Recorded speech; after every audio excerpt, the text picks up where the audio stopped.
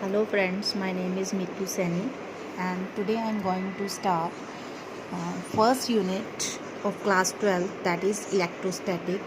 So first of all we have to know about what is electrostatic. The term electro means electrons, or we can say charge, and static means at rest. It means electrostatic means charges at rest. तो इस chapter में हमने charges at rest के बारे में पढ़ना है कि जब चार्ज रेस्ट पे होता है तो वो कौन कौन से इफ़ेक्ट्स प्रोड्यूस करता है, क्या वो एक दूसरे के ऊपर कितनी फोर्स लगाते हैं, कितना इलेक्ट्रिक फील्ड प्रोड्यूस करते हैं.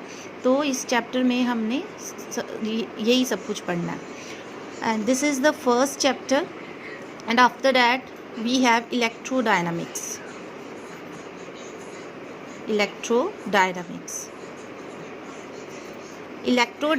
Electro means charges, dynamic means in motion. तो इस चैप्टर में जो हमारा सेकेंड, थर्ड, फोर्थ यूनिट है that is based on charges in motion. तो उसमें हमने पढ़ना है कि चार्जेस मोशन में होते हैं तो क्या इफ़ेक्ट्स होते हैं. तो चार्जेस जब मोशन में होते हैं तो अभी हमारे पास दो कैटेगरीज आती हैं, दो तरह की कैटेगरीज आती हैं. आपने 11th में पढ़ा होगा, एक यूनिफॉर्म मोशन एंड एक एक्सेलरेटेड मोशन. तो uniform motion means when a is equal to 0.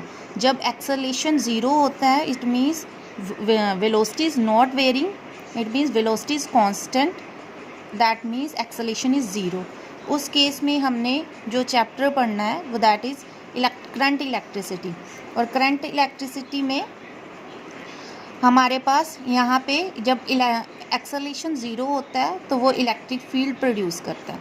Electric field तो प्रोड्यूस करता है क्योंकि जब इलेक्ट्रॉन रेस्ट पे होता है वो तब भी इलेक्ट्रिक फील्ड प्रोड्यूस करता है, और जब इलेक्ट्रॉन मोशन में होता है वो तब भी इलेक्ट्रिक फील्ड प्रोड्यूस करता है, चाहे एक्सेलरेशन 0 है या एक्सेलरेशन 0 नहीं है, इलेक्ट्रिक फील्ड उसने प्रोड्यूस करना ही करना है.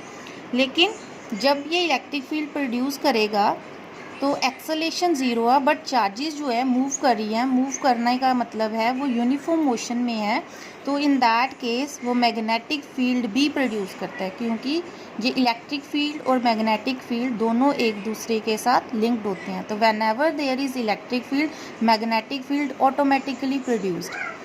और जब एक्सेलरेशन 0 नहीं होता इलेक्ट्रिक फील्ड तो प्रोड्यूस करेगा ही, और जब इलेक्ट्रिक फील्ड प्रोड्यूस करेगा तो मैग्नेटिक फील्ड भी प्रोड्यूस करेगा.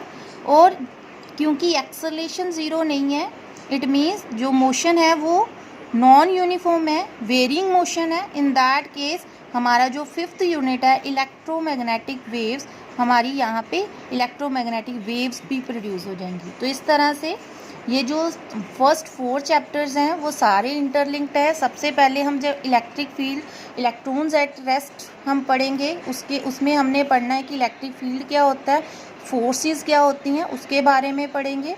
फिर उसके बाद हमने जब चार्ज मूव करेगा बट एक्सेलरेशन प्रोड्यूस नहीं करता उस टाइम पे वो मैग्नेटिक फील्ड प्रोड्यूस करेगा. तो वहाँ पे हमने इलेक्ट्रिक फील्ड की वजह से मैग्नेटिक फील्ड कितना प्रोड्यूस होता है, कैसे होता है, वो सारी चीज़ें पढ़नी है. This is the third unit. And the fourth unit जिसमें एक्सेलरेशन 0 नहीं होती, इट मीन्स वेरिंग मोशन है, वहाँ पे मैग्नेटिक फील्ड प्रोड्यूस होता है. और वो कैसे इलेक्ट्रोमैग्नेटिक वेव्स को प्रोड्यूस करता है, that is the fifth chapter. This is the fourth chapter and this is the fifth chapter. तो ये सारे ही चैप्टर आपस में इंटरलिंक्ड है.